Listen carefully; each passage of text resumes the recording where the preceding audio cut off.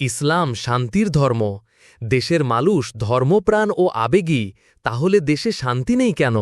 এটি একটি অত্যন্ত গুরুত্বপূর্ণ ও গভীর চিন্তার প্রশ্ন। ইসলাম শান্তির ধর্ম, দেশের মানুষ ধর্মপ্রাণ ও আবেগী, তাহলে দেশে শান্তি নেই কেন? প্রশ্নটির মধ্যে এক ধরনের বিস্ময় ও দুঃখ লুকানো আছে। উত্তরটা সহজ নয়, তবে কিছু বাস্তব দিক তুলে ধরতে পারি। ধর্ম পালনের প্রকৃত অর্থ ও চর্চা আলাদা হতে পারে। অনেকে ধর্ম পালন করে আচারিকভাবে, যেমন নামাজ, রোজা, কিন্তু নৈতিকতা, সহনশীলতা, সততা, দায়িত্ববোধ, ন্যায়বিচার এগুলো ঠিকভাবে চর্চা করে না।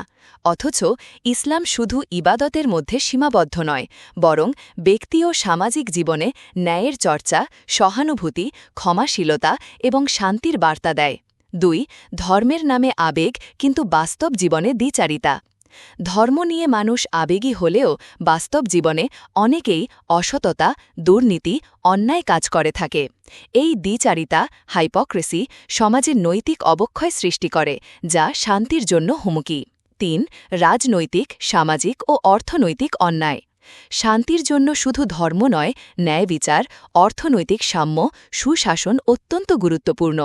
যখন রাজনৈতিক দলগুলো ধর্মকে নিজের স্বার্থে ব্যবহার করে বা যখন বিচার ব্যবস্থায় দুর্নীতি থাকে, তখন মানুষ হতাশ হয়ে পড়ে এবং সামাজিক অস্থিরতা বাড়ে। ৪. শিক্ষা ও সচেতনতার অভাব। ধর্মীয় জ্ঞান থাকলেও সমগ্র মানবিক শিক্ষা, ক্রিটিক্যাল থিঙ্কিং, এথিক্স, এমপ্যাথি অনেকের মধ্যে অনুপস্থিত। ফলে মানুষ অনেক সময় ভুল ব্যাখ্যা মেনে নেয়, সহিংসতা বা ঘৃণার কাজে জড়িয়ে পড়ে।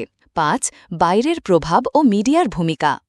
অনেক সময় গুজব, অপপ্রচার, উস্কানি এসব শান্তি নষ্ট করে।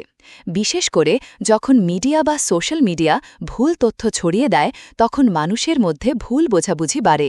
উপসংহার: ইসলাম শান্তির ধর্ম, কিন্তু সেই শান্তির আদর্শ বাস্তবে বাস্তবায়ন করতে হলে শুধু আচার নয়, নৈতিকতা, ন্যায়বিচার, শিক্ষা এবং সহানুভূতির সমাজ গঠন করতে হবে।